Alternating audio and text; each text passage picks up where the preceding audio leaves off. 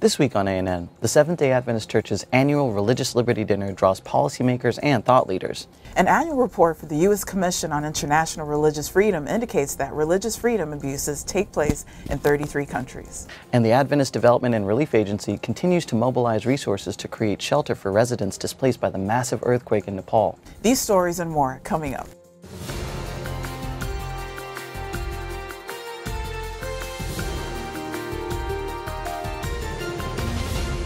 This is ANN, a service of the Seventh-day Adventist World Church. Thanks so much for joining us this week. First in the news, during a religious liberty event last week, the second highest ranking official of the United States Senate reminded religious liberty leaders not to take religious freedom for granted. Orrin Hatch, a Republican senator for the U.S. state of Utah, was the keynote speaker for the annual Religious Liberty Dinner in Washington, D.C., sponsored by the Seventh-day Adventist Church. In his speech, Senator Hatch discussed the troubling times for religious freedom, not only in the U.S., but worldwide. Hatch also emphasized that religious freedom is an inalienable right that comes not from government, but from God Himself. The dinner marked the last time John Graz will attend the event as the director of the Seventh-day Adventist Church's Department of Public Affairs and Religious Liberty and as the Secretary General for the International Religious Liberty Association. Graz, who plans to retire this year, told attendees, "Showing that we love and treasure religious freedom is the best answer we can give to religious fanaticism and intolerance." Later in the program, Graz was presented an award which recognized him as a champion of religious freedom throughout the world. 3 additional awards were also given during the annual Religious Liberty Dinner. Todd McFarland, Associate General Counsel for the Seventh-day Adventist Church, highlighted the life and career of Charles Kester, a civil rights attorney who passed away last year. Kester was known for working closely with the Adventist Church's legal counsel on many pivotal religious freedom cases from around the world. The dinner's international award was given to Mihai Costiu, a senator of the Republic of Romania and rector of the University of Polytechnica of Bucharest. John Graz, who presented the award, said Costiu has fostered a culture of mutual respect, acceptance, and equality within Romanian society. The national award was presented to Tiffany Behrens, who is the International Legal Director and Senior Legal Counsel at the American Center for Law and Justice. Behrens is also known for defending high-profile international victims of religious persecution, including her current work on behalf of Pastor Saeed Abedini. Pastor Abedini has been held in Iranian prison since 2012. Behrens shares what motivates her to fight for religious freedom. From a personal level, first and foremost, I do it because I think I'm called to it. I think that this is something that the Lord specifically calls me to as a Christian. I believe that fighting for religious liberty is something that all Christians should do, maybe at different and various levels, maybe some at the grassroots level and some like me where it's my profession and my career. But I also do it because I believe that religious liberty is really the cornerstone to all freedoms, and without it we really see a decline in society from an economic level, truly in prosperity level, but also to the decline of other freedoms such as freedom of speech and association. The day after the annual Religious Liberty Dinner, the U.S. Commission on International Religious Freedom, or USCIRF, released its annual report. The report documents religious freedom abuses in 33 countries. The Commission called the abuse a humanitarian crisis fueled by waves of terror, intimidation, and violence. Elizabeth Cassidy, Deputy Director for Policy and Research at USCIRF, who also attended the Religious Liberty Dinner, discussed the trend of growing non-state actors, including Boko Haram and ISIS. The report estimates that in 2014, approximately 13 million people from countries including Syria, Central African Republic, and Afghanistan have been displaced from their homes due to fear of religiously motivated violence. As the nation of Nepal recovers from the massive earthquake that struck late last month, employees of the Seventh-day Adventist Humanitarian Agency have mobilized resources to address practical needs. The Adventist Development and Relief Agency last week began distributing materials for locals to create shelter. ADRA has already distributed 1,710 tarpaulins, or tarps.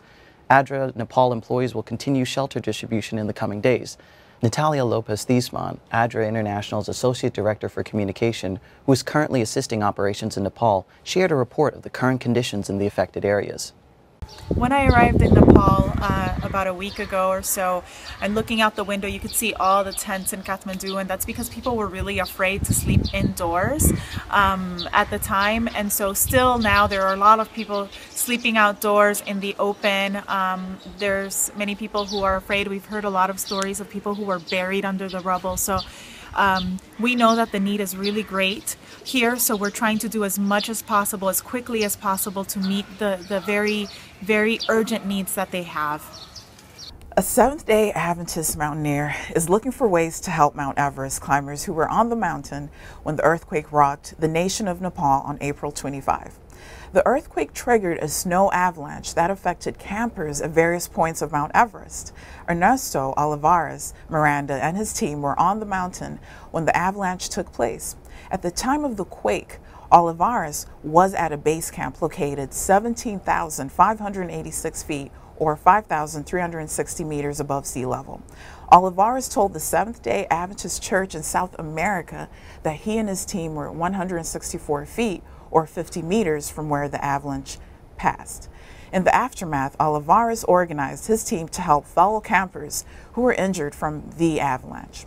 While Olivares and his team were shaken by the death of 20 climbers, they worked with rescue teams to provide assistance at various camps. In the nation of Hungary, the Seventh-day Adventist Church and a breakaway group of hundreds of former members recently made a significant stride toward reconciliation after a 40-year rift. According to the Adventist Review, the Hungarian church split in 1975 as a result of a protest by young pastors and members over local church leaders' collaboration with an organization called Council of Free Church that later became a tool for the communist state. Last week, leaders from the Seventh-day Adventist Church in Hungary and the breakaway group that goes by the name Kerak signed a document entitled Joint Declaration on Settling the Past and Building a Common Future. The document acknowledges that the Adventist Church in Hungary expelled the protesting group of 518 members in 1975 largely without merit. Kerak has between 1,500 and 1,800 members. Church leaders say while 400 members don't plan to return to the Adventist Church, 600 members of Kerak say they will return within a few months, and the remaining members are open to the idea. Ben Schoen, a general vice president of the Seventh-day Adventist Church, who was also instrumental in the reconciliation process, shares how this benefits the church in Hungary.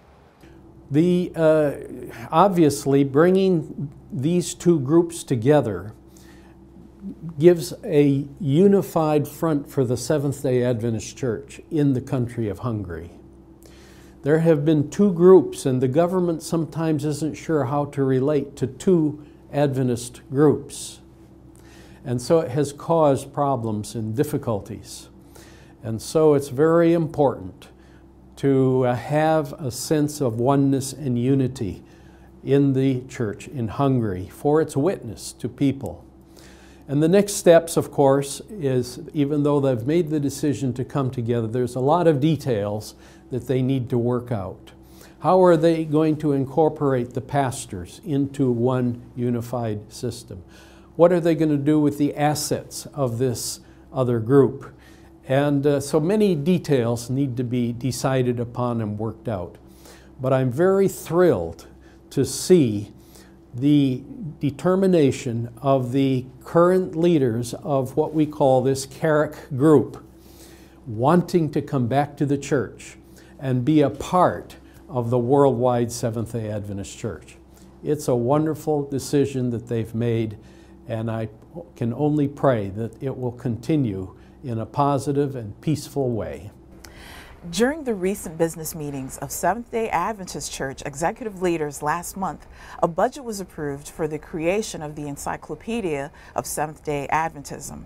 The 5-year initiative will be directed and based at the denomination's Office of Archives, Statistics, and Research, located in the church's headquarters.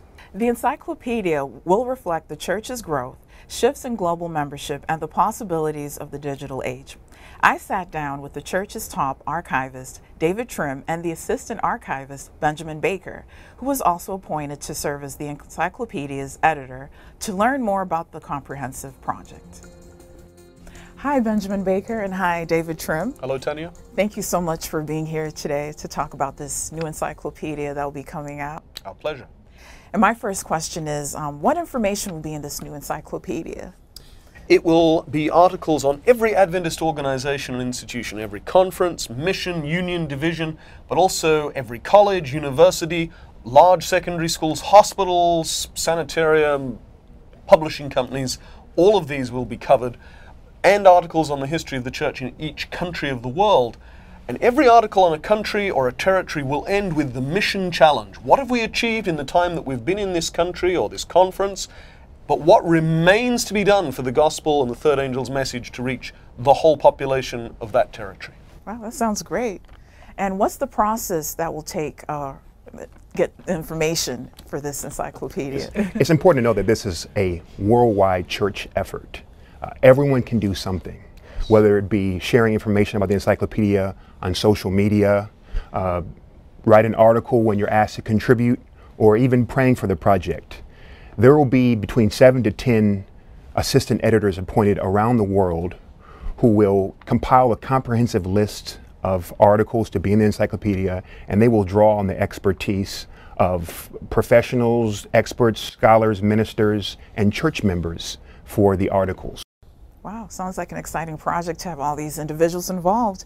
And also, why is this such a great need in the Adventist Church for this encyclopedia? That's the key question, Tanya, and some people will be asking it. You know, when the first encyclopedia came out in 1966, almost 50 years ago, there were 1.8 million church members.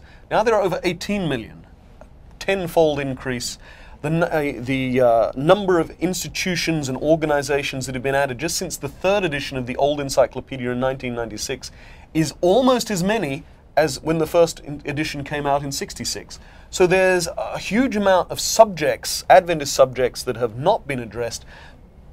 There are some problems with the accuracy of the information that have become apparent over the decades that need to be corrected. We need to have something that is up-to-date, authoritative, reflects recent Adventist scholarship, but also something that reflects today's church. In the early 1960s, almost half the membership was in North America, Europe, and Australia.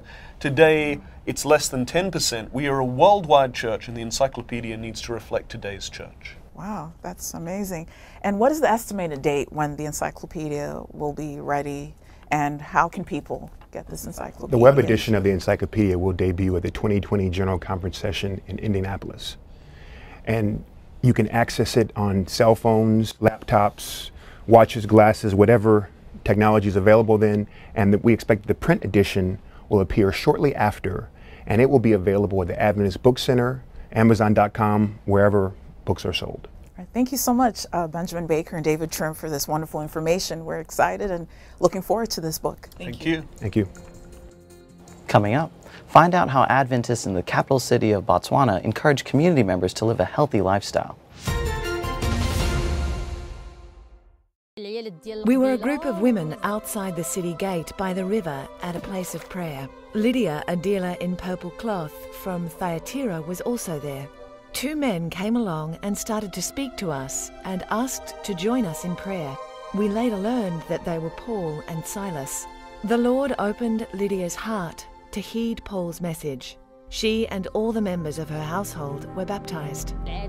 Another day, Paul and Silas were on their way to a place of prayer.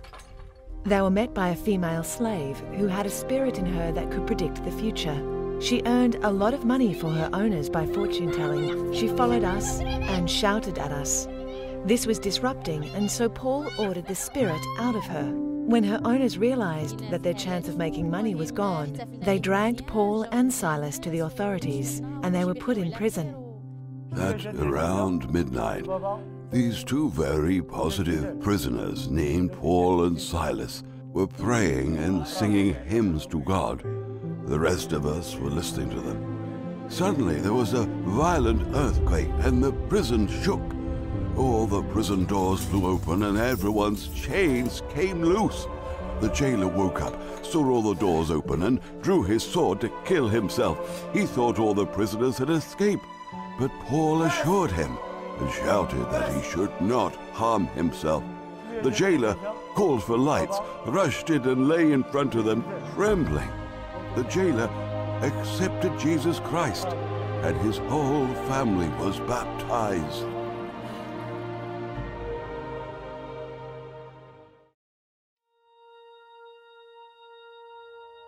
I've hit rock bottom. I'm at my wit's end. I've been searching, looking for something more. Some people stop here. Some people don't get up. But I haven't given up hope yet. And I know it's going to take faith.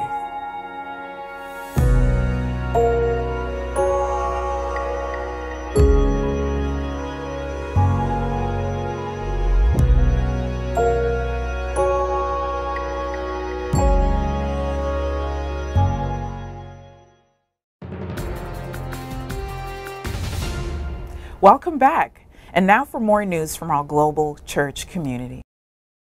More than 4,000 copies of the 2015 Seventh-day Adventist Mission Book were distributed in the capital of Botswana as part of a health expo organized by a local Adventist church. Members of the Gaborone Central Seventh-day Adventist Church took to the streets to spread messages of help to local supermarkets, banks, hair salons, and gas stations. Organizers of the expo say the book entitled Health and Wellness: Secrets That Will Change Your Life was warmly received by community members. In addition to providing free health screenings in the city center, church members also donated blood to a national blood transfusion organization. The leader of the organization said, "Botswana is in great need of blood," and praised the church for its donation and for practicing kindness, just as Jesus did while on earth. As the nation of Zimbabwe works to establish more schools, a local community praised the Seventh-day Adventist Church for opening a school in its community. The Gwanda Residents Association released a statement last weekend in appreciation for the completion of Gwanda Adventist Primary School. According to the statement, the community has been in desperate need of a new primary school due to the high number of students in the area. The association thanked the Adventist Church for meeting the need of the community and for giving this wonderful gift to the people of Gwanda. A leader of the Seventh-day Adventist Church in Italy was recently selected to be the leader of an organization that promotes collaboration among Protestant denominations in the country to make positive impacts in society. During last month's meeting of the Federation of Protestant Women in Italy, the 70 women in attendance selected Dora Bagnandi to serve as the organization's president. Bagnandi currently serves as Associate Director for the Department of Public Affairs and Religious Liberty for the Seventh-day Adventist Church in Italy. Bagnandi told attendees that her desire as president is to continue serving women and the community in the best possible way, and also to bring a Protestant perspective to our society. And finally, in the news this week, a former criminal gang leader is finding ways to help bring peace in the eastern region of Papua New Guinea. Record in Focus has more. Sam Oivo left his life of crime behind when he accepted Jesus and was baptized in a local Seventh-day Adventist church. But rather than turning his back on his old associates, Sam has used his influence to bring together representatives of 3 rival gangs to broker a peace deal between them. His new church family participated in the reconciliation meeting by providing refreshments to all who attended. We'll be back after the break with our weekly features. I can remember as a child growing up in school, my teachers and parents were concerned about my behavior in the classroom. I can recall the countless visits to the principal's office and parental visits to discuss a solution to my issues. At last, I had the opportunity of having a guidance counselor named Ms. Wall, who was assigned to give me all the tools needed for the possibility of a change. When she gave me the proper tools and I applied it to my everyday living, hope became a reality that a change in my behavior was possible. My aunt met with me one day and began to speak to me about my family lineage 6 generations back. She spoke about my great-great-grandfather, great-grandfather, grandfather, and my father and their accomplishments. Then turned to me with great concern and said, if you can't change your behavior, then change your name. Our behavior tells a lot about what we are, who we are, and whose we are. Christ is like our great guidance counselor. He has given us tools for change in our behavior because He wants us to live well. These tools or guidelines assist us to be responsible and develop disciplines for healthful living, outward reforms, and opportunities to live according to the Spirit of God through the Holy Scriptures. Now, no more trips to the principal's office of life. I now live by the guidelines which glorifies God and is manifested by a life well lived. Most U.S. adults don't know if they are consuming too much sodium in their diet, and many don't even care. The International Food Information Council found that 70% of the 1,003 U.S. adults surveyed did not know what the dietary guidelines for sodium were. 59% were not concerned about their sodium intake, despite the fact that most Americans are consuming twice as much sodium as recommended. That's a fact, but there's hope. Try reducing your daily consumption to less than 2,300 milligrams of sodium, or less than 1,500 milligrams if you are over 51, African American of any age, or if you suffer from hypertension, kidney disease, or diabetes. The good news is that taste for salt is acquired. By gradually cutting down on processed foods and adding salt to your foods, your taste buds will adjust. And so will your blood pressure.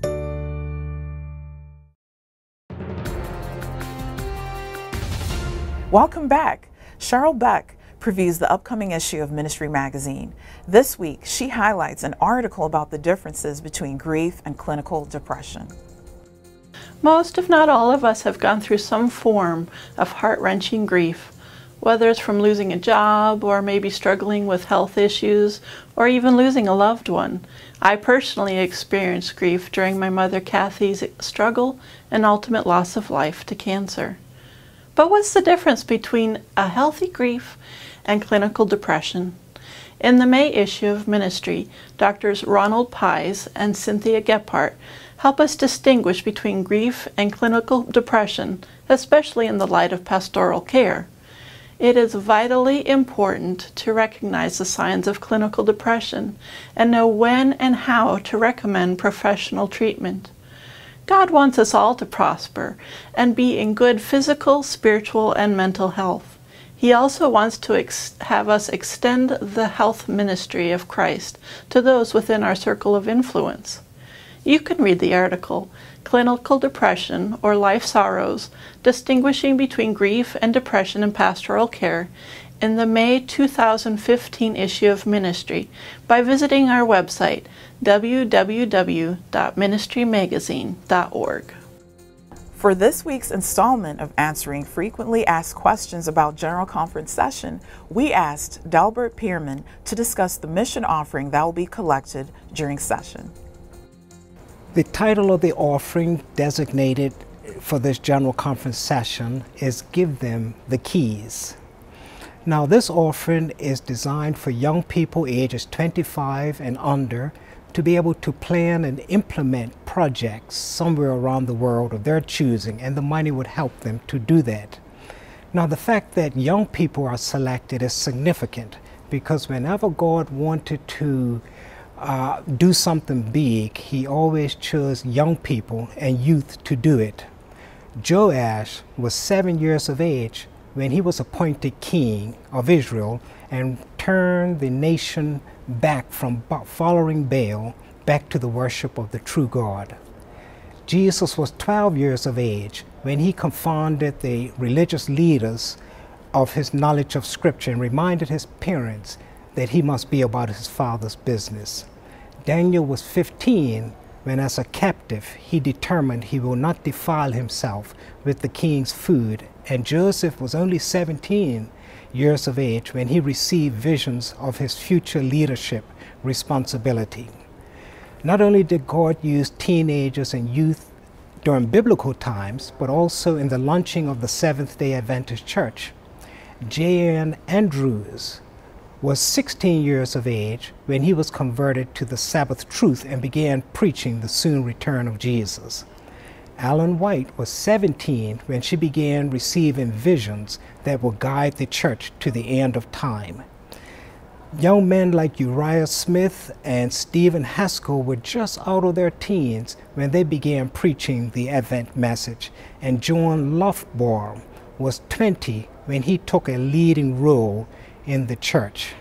So when we talk about give them the keys, that's a polite way of saying give them back the keys.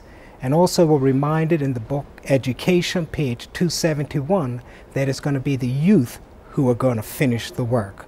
So let's support our young people in giving them back the keys so that the church can move forward in its mission to the world. We need their energy. We need their creative ideas. We need their enthusiasm. So I appeal to you to give liberally to the Give Them the Keys offering. Imagine young Seventh-day Adventists turning the world upside down for Jesus.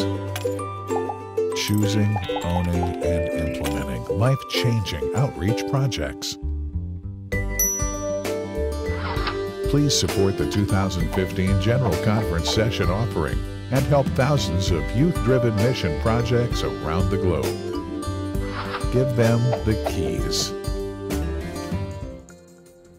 Now let's turn to David Trim for a look at Adventist history. This week, learn about the beginning of public evangelism in West Africa. Welcome to This Week in Adventist History.